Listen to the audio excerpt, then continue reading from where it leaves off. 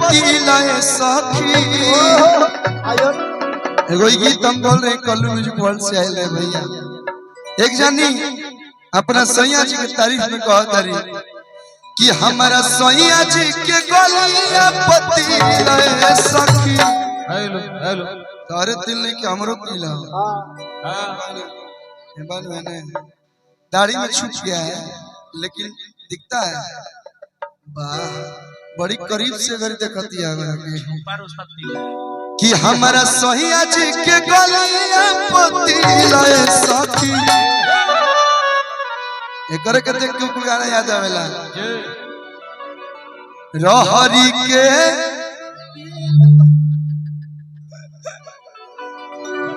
गवाई गवाई लुका गई आए लुका गई पहले ही लुका करी है ना अभी दूसर का लगा रहे।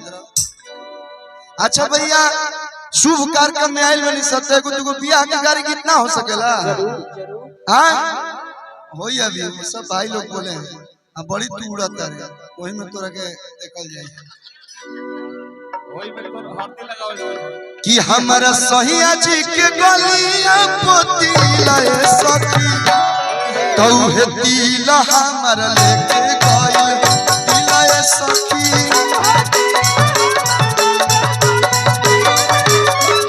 तू हे दिल हमारा लेके गइल दिलाए सखी। तो हमारा सैया जी के गलिया पति लाए सखी। हमारा सैया जी के गलिया पति लाए होने से आओ आओ देखी भोजपुरी है जे ले शुरू होला है जे ले खत्म। गोलू भैया ए गोलू राजा जी है जे ले शुरू होला है जे ले खत्म। जे तनी मनी मारे सिखल समझ मैं भोजपुरी आ गया। तो हमारा सैया जी के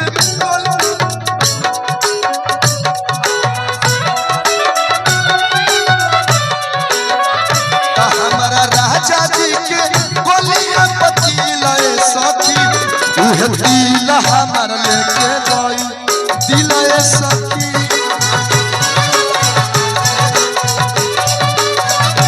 उहे दिल हमारा लेके गई दिलाए सखी।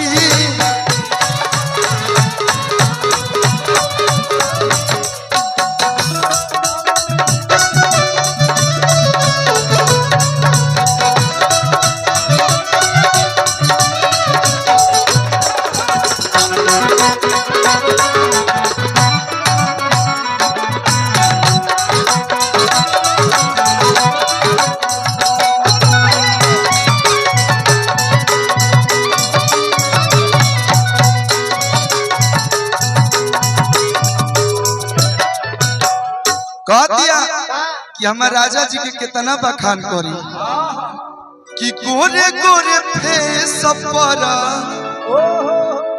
कारी कारी केस हो। तार भवा देख के मन करता कि वो भवन बनवा दी हो। देखा कर इसको क्या बोलते हैं आईब्रो बोलते हैं ना इंग्लिश में लेकिन बड़ा मोट बता है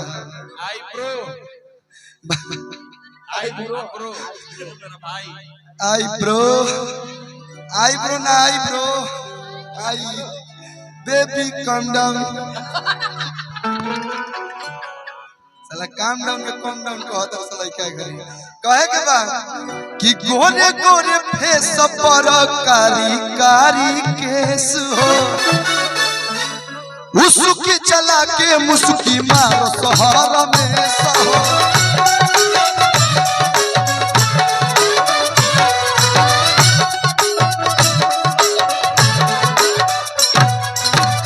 गोरे गोरे फेस पर कारी कारी केस हो।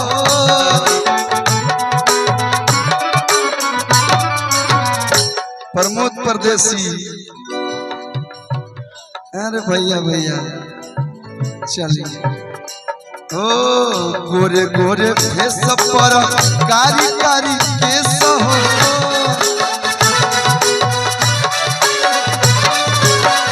उसकी चला के मुसुकी मारस हर में सहो प्यार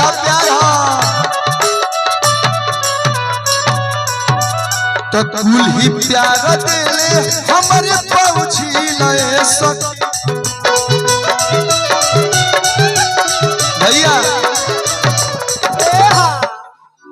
बड़ी शरीफ लागता रहो घरी ये प्रमोद भैया है ये सलेमपुर लार देवरिया में जितना कल्लू के कार्यक्रम भइल बा अगर 100 को भइल होगी तो जो में 99 कार्यक्रम इन्होंने करा एक बार इनके लिए जोरदार ताली बजा दीजिए बहुत अच्छे सिंगर है और बहुत अच्छे बहुत कुछ नेता है अभिनेता बहुत अच्छे लग रहे हैं ऐसे ही रहिए सर्वगुण संपन्न जिस चीज से आप दूर हुए उस चीज से बहुत दूर हो जाइए चलिए बहुत अच्छा लगा तो कुल ही प्यार दिले हमारे पहुँची लए सखी कहू हे दिला हमारा लेके दिलाए सखी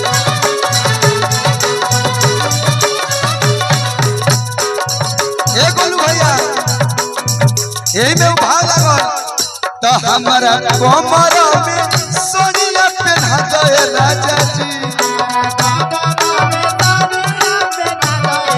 हमारा कमरा में सोनिया पहना गए राजा जी तो दिलवा के कारा से लागल बाबा तो गए राजा जी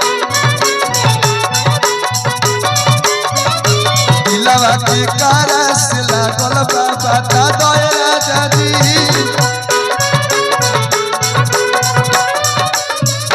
दिलवा